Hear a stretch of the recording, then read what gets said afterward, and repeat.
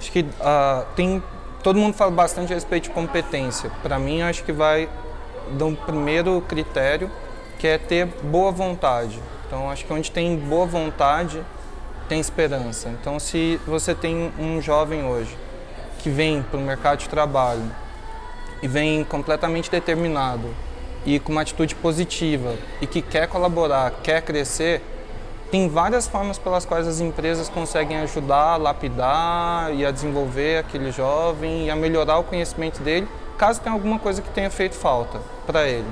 Mas, definitivamente, ter uma atitude positiva e ter uma gana muito forte, isso é uma coisa que você acha em poucas pessoas.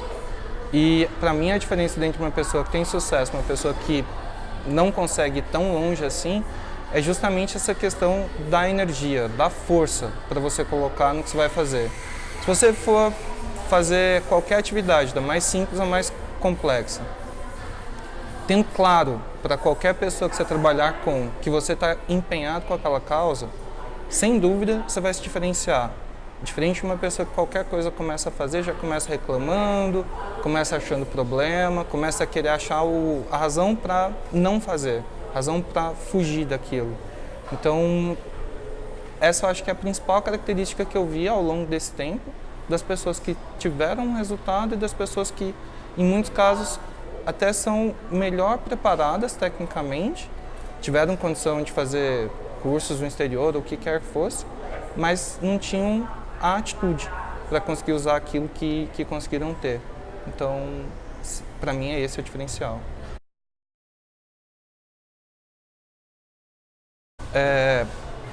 Acho que é muito importante o mentor, porque pelo menos quando você decide uma pessoa para ser seu mentor, você forma um modelo. E quando a gente está começando, a gente não sabe exatamente o que a gente quer ou como a gente quer.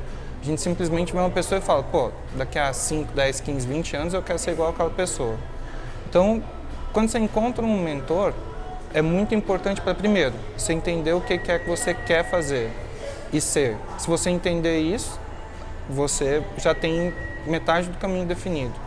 Depois, não obrigatoriamente, você precisa de um mentor que você consiga falar com ele.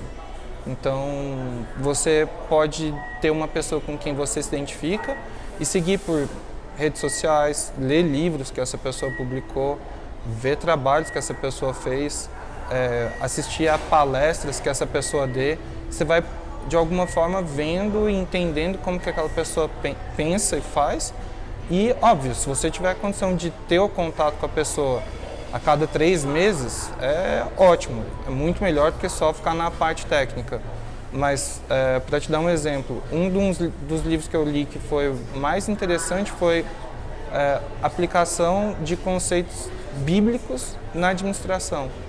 E, definitivamente, eu não tenho como falar com Jesus, né? Mas tem várias coisas que você pode aprender remotamente. E hoje em dia é muito fácil, porque com o Google você consegue acessar qualquer conteúdo e você não tem a limitação de uma biblioteca ou de uma coisa mais técnica. Então, é dessa forma que eu acho que o mentor pode ajudar bastante. E também no seu próprio ambiente, ou seja a escola, ou seja o trabalho, se você já tiver, se você procurar pessoas que também têm características, pode ser que não sejam perfeitamente as que você quer ter para a sua vida, mas se tem 2 características que você admira e você tiver contato com aquela pessoa e conversar com aquela pessoa, já ajuda bastante. Então, conversando com o máximo de pessoas, tendo o máximo de informação, te dá uma base para poder evoluir e evoluir da melhor forma.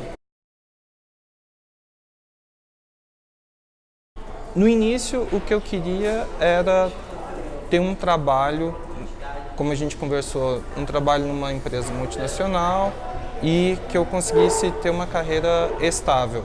Isso na década de 90. Ao longo do tempo, eu percebi que o que eu mais gosto é de, na verdade, ajudar as outras pessoas a se desenvolverem. A gente estava falando a respeito de mentoria. Há uns 10 anos atrás, eu tive uma pessoa que me ajudou muito, que me deu a primeira oportunidade numa posição executiva numa multinacional. Essa pessoa conversava comigo a cada 3 meses, pessoalmente, e me ajudou bastante naquele momento. Então foi uma pessoa que me deu a oportunidade.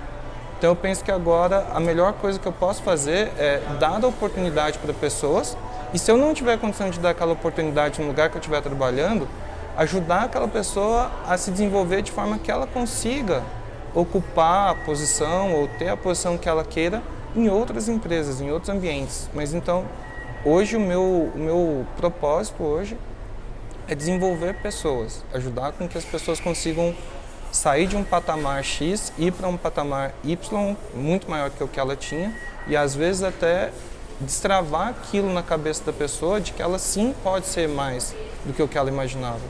A gente tem hoje muitos pais e muitas linhas de educação que são muito punitivas, muito severas. Se você fizer errado, você não tem aquilo. Se você cometer um pecado, você vai para o inferno. Coisas que as pessoas se colocam sempre no lado, eu não posso correr risco porque senão eu tenho um problema. Eu acho que é o oposto. Quanto mais risco você corre, mais chance você tem de aprender. A diferença de uma pessoa que aprende e uma pessoa que não aprende é só a forma pela qual você lida com a frustração. Então, se você teve uma chance de cometer um erro no início e lidou bem com a frustração, com a consequência daquele erro, aí o resto é só usar aquele conhecimento tendo boa vontade. Receber um feedback ou ter uma pessoa te ajudando, te dando um toque, te dando uma dica a respeito de alguma coisa, é um presente, é uma dádiva. Ninguém precisa te dar algum tipo de feedback hoje em dia. Pode simplesmente preencher qualquer tipo de formulário de uma forma negativa ou inclusive demitir uma pessoa de uma empresa. Então ter a condição de receber o feedback, refletir a respeito daquilo e no dia seguinte fazer diferente do que eu fez no dia anterior para não cometer o mesmo erro, essa eu acho que é a melhor forma de lidar com feedbacks. Pelo contrário, quando a pessoa vem para uma conversa e tem uma pessoa tentando ajudar, dando feedback, e a pessoa que recebe o feedback já fica na negativa ou já fica na defensiva, é a pior forma, porque daí ambos estão perdendo seu tempo e, invariavelmente, para a pessoa que está recebendo feedback, se ele ou ela não mudarem, não vai dar nada certo em nenhum ambiente. Então, é a forma pela qual acho que a pessoa tem que entender e lidar com feedback. Tomar o que é bom daquele feedback, filtrar bastante, não deixar a emoção te deixar cego. Fica bem claro no momento, presta bastante atenção. Se tiver alguma dúvida a respeito do comentário que recebeu da outra pessoa, pergunta. Pode me dar um exemplo a respeito de quando eu tive esse comportamento, quando eu fiz isso, e usa aquilo de uma forma contínua. Você não vai mudar de um dia para o outro. O comportamento demora alguma coisa como 6 meses para você mudar. Então você tem que ficar de olho naquilo que você fez e que foi entendido como uma forma não tão boa para algum tipo de empregador ou o que seja, e desenvolver aquela característica ao longo de vários meses.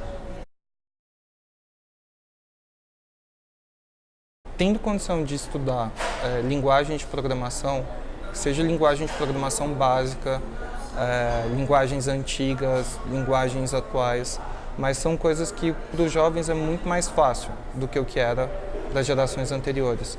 Isso claramente põe a pessoa em um passo seguinte na carreira. Ao mesmo tempo, ter certeza que conseguiu desenvolver bem um segundo idioma também facilita muito, porque você abre a possibilidade de trabalho em múltiplas vezes, não só falando português, falando bem português, que também é importante, mas aprender outros idiomas. Do ponto de vista de tecnologia, é também entender como usar bem as ferramentas, as mídias sociais, tudo que tem hoje à disposição. Não é passando 6 horas no YouTube, no Instagram ou no Facebook, o que seja, que a pessoa está usando o tempo dela bem. Não. Se a pessoa pegar meia hora e assistir um vídeo sobre raciocínio matemático por dia, ao final de um mês ela já fez quase que uma graduação em matemática. Então tem muita coisa disponível, muita coisa gratuita que pode auxiliar, pode complementar. Hoje em dia a educação é fraca, é frágil. As pessoas saem das faculdades ou até de colégios com pouco conhecimento técnico, e então, se a pessoa usa a tecnologia a favor dela, com toda a informação gratuita que tem na internet hoje, essa é a forma pela qual eu acho que ela pode usar a tecnologia a favor. Boa pergunta. Acho que essa condição de multiplicação de oportunidades, especialmente no Brasil, que a gente tem pessoas que são muito boas mesmo. Porém, é mais difícil aqui desenvolver negócios e se desenvolver do que em outros países que existem oportunidades mais abundantes. Então, a condição de crescimento, de multiplicação de oportunidades é um legado que eu quero deixar, e de uma outra forma também que você tem condição de trabalhar e você tem condição de ser um profissional hoje em dia construtivo, positivo. Você não precisa hoje ser a pessoa má ou o chefe bravo para ter bons resultados. Pelo contrário, essas pessoas hoje em dia têm resultados de curtíssimo prazo, mas não é uma coisa permanente, não é uma coisa perene. Então, trazer essa mentalidade de condição de crescimento estável e, de alguma forma, agradável, colaborativa, é o que eu pretendo deixar como legado.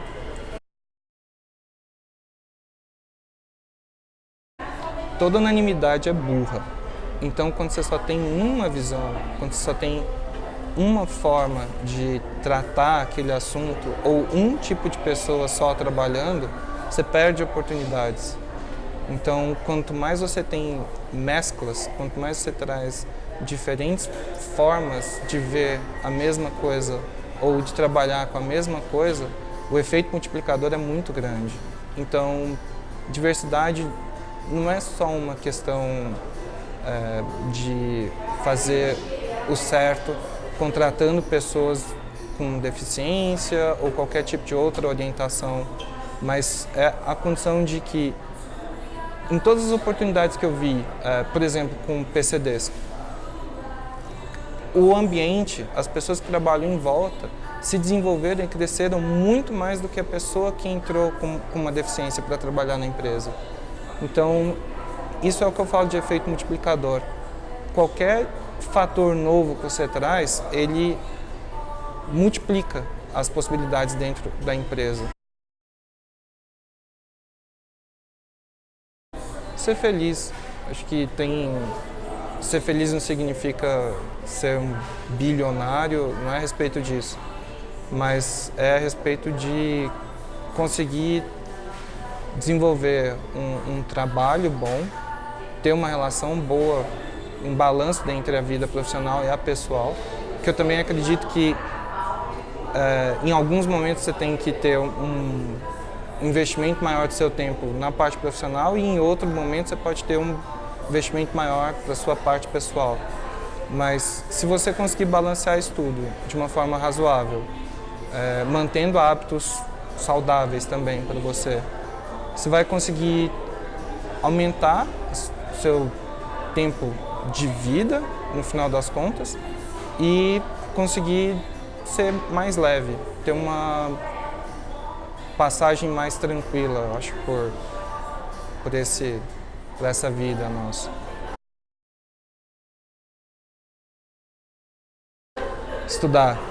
Estudar bastante e ter uma visão de que hoje a vida ou o mercado de trabalho, o que seja que a pessoa estiver pensando, que não é uma brincadeira, que mesmo se pensar em uma relação de namoro, casamento ou o que for, tem tudo que aquela pessoa for fazer, é melhor fazer da forma mais séria possível que ela possa fazer, da forma mais comprometida possível, para ela fazer o máximo para reclamar o mínimo no futuro. E hoje em dia eu vejo que os jovens têm tudo tão fácil, tão rápido, tão acessível, que de alguma forma em situações que uma coisa deveria ser tratada com seriedade, ela é tratada como uma brincadeira. E a vida vai cobrar caro por aquilo em alguns anos futuros. Então, o conselho é fazer tudo da melhor forma possível, fazer o máximo para reclamar o mínimo.